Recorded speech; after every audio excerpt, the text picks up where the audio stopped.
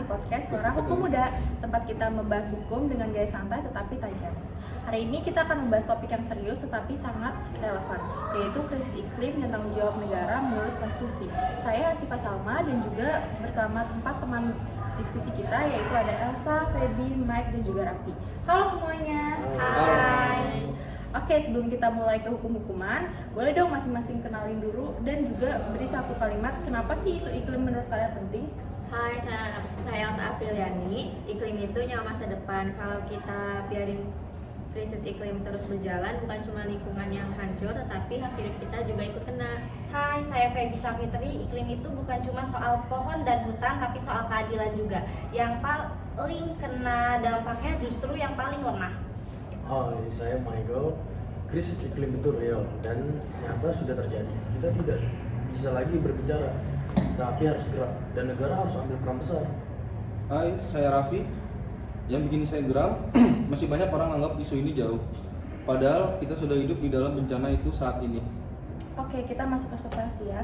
Elsa, bisa nggak sih ceritain dikit apa sih dampak krisis iklim terhadap hak asasi manusia? Boleh, jadi gini teman-teman, krisis iklim itu nyerang hak dasar kita. Misalnya hak hidup, hak kesehatan, air bersih, makanan, dan tempat tinggal.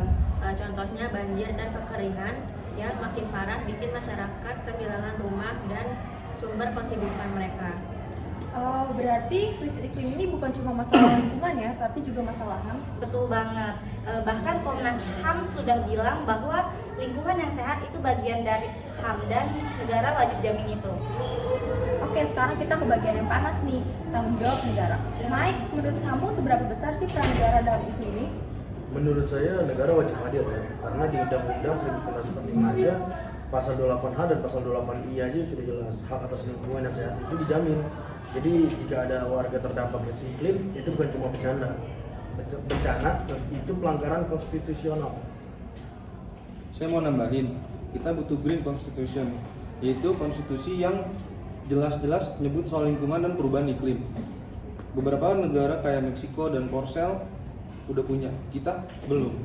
Wah, jadi Indonesia ini belum punya undang-undang ya untuk soal perubahan iklim? Iya, belum ada yang komprehensif, yang ada masih terpencar di banyak peraturan. Kita butuh satu payung hukum nasional yang kuat. Oke, kita ke implementasi kebijakan. Baby, gimana sih kondisi Indonesia saat ini? Indonesia sudah punya program seperti RAN GRK dan RAN API, tetapi implementasinya masih banyak tantangan seperti koordinasi antar lembaga lemah, dana minim, dan penegakan hukumnya masih kurang. Iya betul, dan kelompok rentan kayak masyarakat adat atau nelayan kecil paling berdampak, tetapi jarang dilibatkan dalam penyusunan kebijakan, padahal mereka yang paling pertama kena dampaknya. Dan jangan lupa soal keadilan iklim. Negara maju itu penyumbang karbon terbesar, tapi negara berkembang yang paling menderita.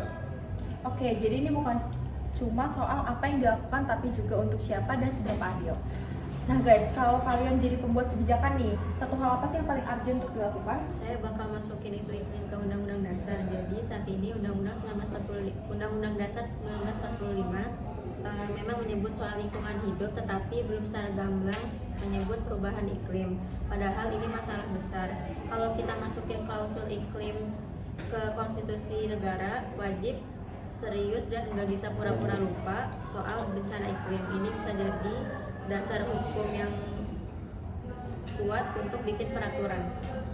Saya akan memperkuat pendidikan lingkungan sejak dini. Anak muda harus paham dan peduli. Jadi gini, pendidikan adalah kunci perubahan perilaku. Dengan memasukkan materi perubahan iklim dan berkelanjutan ke dalam kurikulum formal dan non formal, kita bisa membentuk generasi yang sadar risiko iklim, tahu haknya, dan menjadi agen perubahan. Kalau saya akan bikin perlindungan khusus untuk kelompok yang paling rentan. Contohnya masyarakat adat, nelayan kecil, atau warga miskin di pinggiran kota. Mereka itu yang pertama bakal kena dampaknya, tapi paling jarang dapat bantuan. Harus ada program khusus agar mereka beradaptasi, mulai dari informasi, pelatihan, sampai akses teknologi dan dana. Kalau saya akan bikin pajak karbon dan danain energi terbarukan. Gampangnya seperti ini, perusahaan-perusahaan besar yang nyumbang banyak polusi harus bayar pajak karbon. Uangnya bisa dipakai untuk bangun energi bersih kayak solar panel, angin, atau mobil listrik. Bumi makin bersih, teknologi makin keren, dan kita nggak tergantung lagi sama energi kotor. Wih, ide-idenya konkret semua dan ini bukan cuma wacana, tapi ide-ide ini bisa langsung dieksekusi. Kalau digabung, kalian bisa menjadi kabinet menteri lingkungan yang ideal. Oke, sebelum kita tutup, ayo dong satu-satu kasih kalimat motivasi buat pendengar kita yang pengen mulai peduli terhadap iklim. Mulai dari dirimu karena bumi tidak punya backup plan. Peduli iklim sama dengan peduli hak asasi manusia. Jangan nunggu bencana dulu baru gerak. Kalau bukan kita yang jaga bumi, siapa lagi? Oke, seru banget obrolan kita hari ini. Makasih ya buat Elsa, Feby, Mike, dan juga Ram.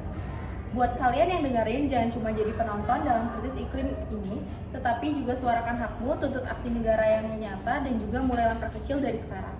Sampai jumpa di episode berikutnya. Jangan lupa, suara kita hukum.